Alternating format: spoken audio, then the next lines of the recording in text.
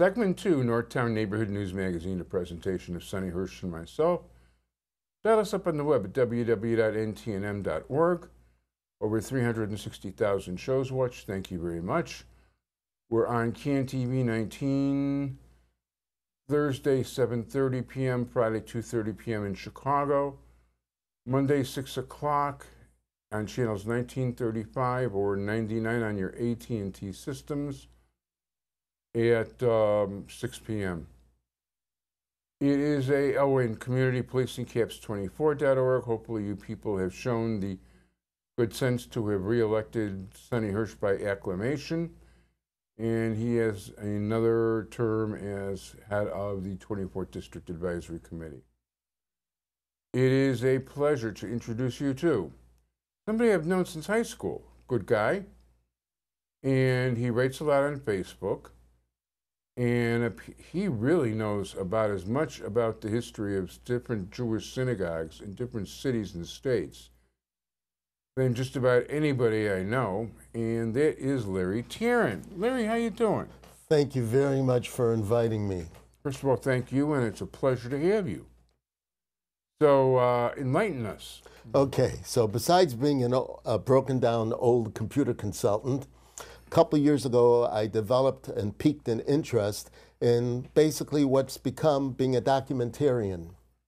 It all started when I took advantage of seeing what can be used with that fabulous tool called Google Street Views. I had seen that other people had written about synagogues in the city of Chicago, what had happened to them in the West Side area, the Lawndale area. Some people call it Douglas Park, Independence Boulevard, but it's officially the North Lawndale area of the city. So I started taking a look and seeing if I can find where all these synagogues were that are still existing, and I used Google Street Views to take these virtual trips and get as much as possible an external look at the building. I researched history on each of the locations, besides the fact that I'm a product of the West Side. I was born. You're actually Austin, if I'm not mistaken. I was born in Douglas Boulevard in the early 1950s. That's all I'll tell you. And for the record, Avi is a year older than me. And by the way, that is true. And one thing I will tell you is I was very grateful that when we went out to the cemetery to visit the family at Waldheim, I took my mother and my aunt on one of the Yorksides, and I had them take me for a tour. They grew up at 16th and Hamlin, and it was pretty cool. Well, that's actually one of the tours on another segment of the presentations that we do, which I will also get to. So looking at all these old synagogues, I said, well, there's a lot more. As I said, I was born in the Douglas area, but for several years I lived in the West Garfield Park area, and for the wonder years, as we call, from the ages of 7 through 16, I lived in Austin. There were 3 synagogues in Austin. I did a video presentation of those 3 synagogues, but it's more than just showing the outside of a building. I tell the history of the congregation. Yeah, principal in high school was from Austin, if I'm not mistaken. Rappaport. Yeah. Yeah, well, that was West Garfield Park. He was the rabbi of a synagogue at Adams and Keeler. As a matter of fact, in English it was called the It was called the Adams and Keeler Synagogue, and it had another name in Yiddish, which I can't recall 100%. And there was a church across the street. I've done street views, what I call hover walks, but again, that's the other part of what we do. So for one aspect, there is, as you alluded to, going around the country, all 50 states, showing all the existing synagogues there now, a few that are no longer synagogues and are other things, not in some cases the existing synagogue and what the prior synagogue building, and sometimes even 2 synagogues building back what they were.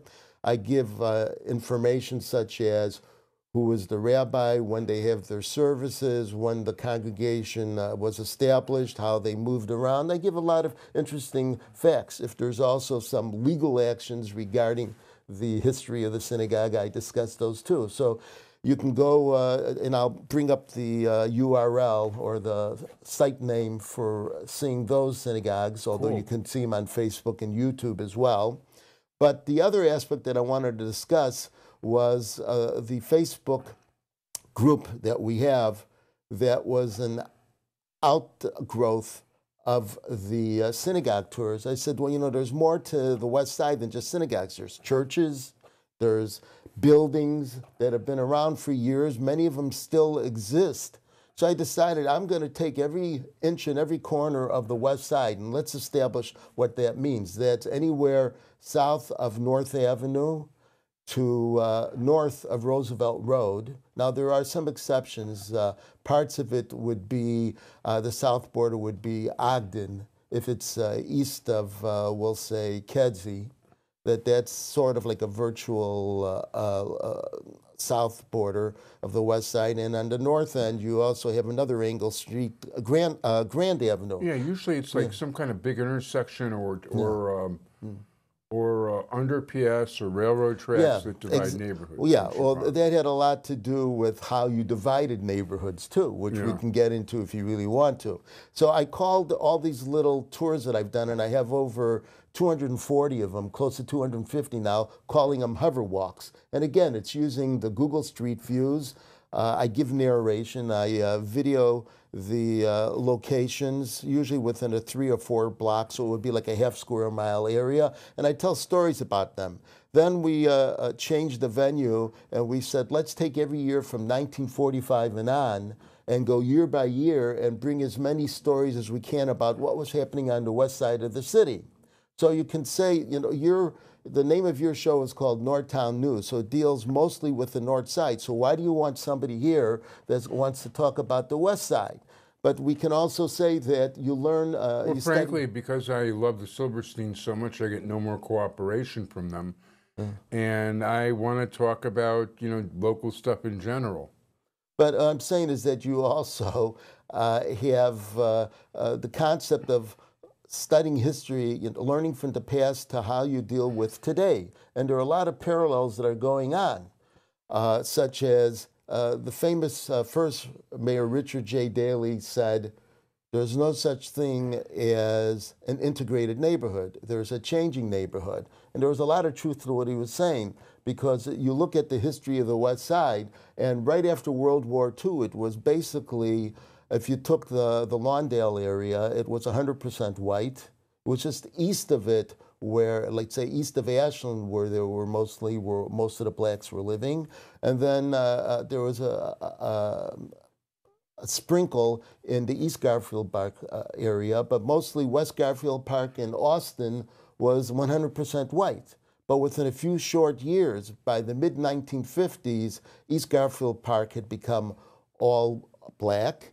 Parts of West Garfield Park had overnight changed to black.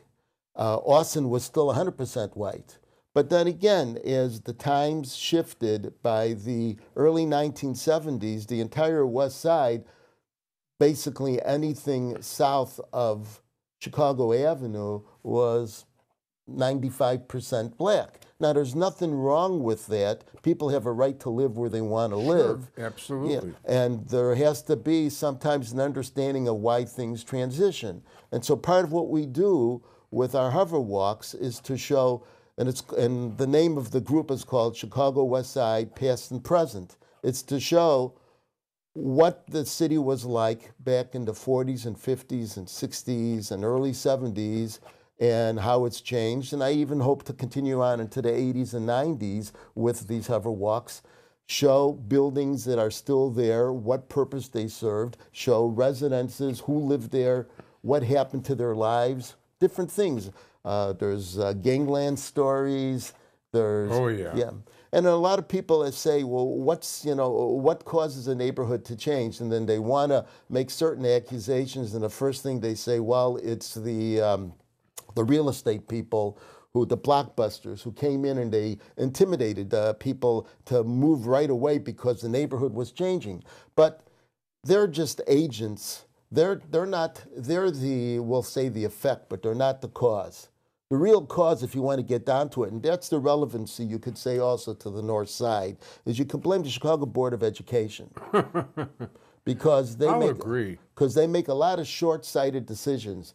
Here's an interesting thing, if I can bring it up. This was May 1952, and this was a statement made by the board chairman of the First Federal Savings and Loan Association.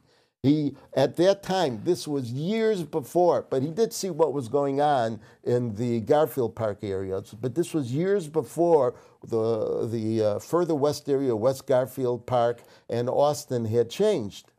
And he said that property values are going to slump unless you get rid of crime. He says there's going to be a mass exodus unless you get rid of crime. And this was just before at the time, anybody who lived on the west side, we called it the Congress Expressway. Today it's called the Eisenhower. Right. But this was before they started actually digging onto Congress Parkway to make the expressway. He said, stop spending money on highways unless you get rid of crime. So everything was about crime.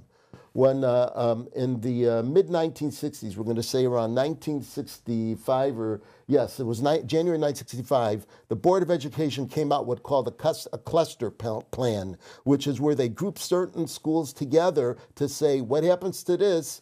This is your sister school that you can rely on them to help solve the problem. Well, the two sister schools was Marshall, which was in an entirely black area. My mother's alma mater. And my mother's. And Austin, which at the time was an all-white neighborhood. And what they said was, right now we have over 5,000 students at Marshall, and we have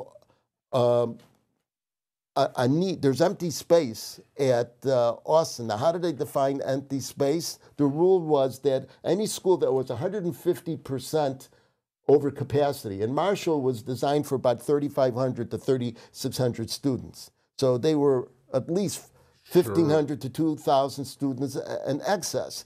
And they had options of maybe sending them to some other schools, which they did a trickle here and there. But they decided Austin was not 150% over capacity, so let's send as many as we can there. So now you're sending all these teenagers to another area where they had to take public transportation to get there, where they didn't live there, where they'd get out of school at maybe 3 o'clock or 2:30 or whatever it was, didn't know what to do with themselves. They developed packets and pockets of groups that created trouble. They scared all the people who lived there. The blockbusters came in and said, you better get out of here. Now, what the blockbusters did is that if somebody had a two-flat that was worth $18,000, they conned them and convinced them into saying the FHA, the Federal Housing Authority, was not going to lend money to somebody who couldn't afford it to buy your place unless you fix it up to a certain extent that they approve, and you're not going to spend the money to fix it up. So we'll buy it from you for maybe $5,000 or $6,000. They would then spend maybe a couple thousand fixing up, turn it around, and then sell it to the person who bought it for the $18,000, who couldn't afford it. They're paying a 5% down payment to the FHA, and they couldn't afford, had never owned property before, didn't know how to maintain it. That story goes on. The other issue... You got to close. Okay, so right now, I can continue, but I won't. Right now, if you want to check out, go to Facebook to our group called Chicago West Side Past and Present. You want to see the synagogues, go to, on the internet, go to synagogues.lteren, L-T-E-R-E-N.com. Thank you very much for listening. Thank you so much, Larry. I want to thank you very much for joining us today. Thank you to my entire technical crew, Sonny Hirsch. Join us again next week. All the best. Be well. Bye-bye. Thanks, Larry. Bye.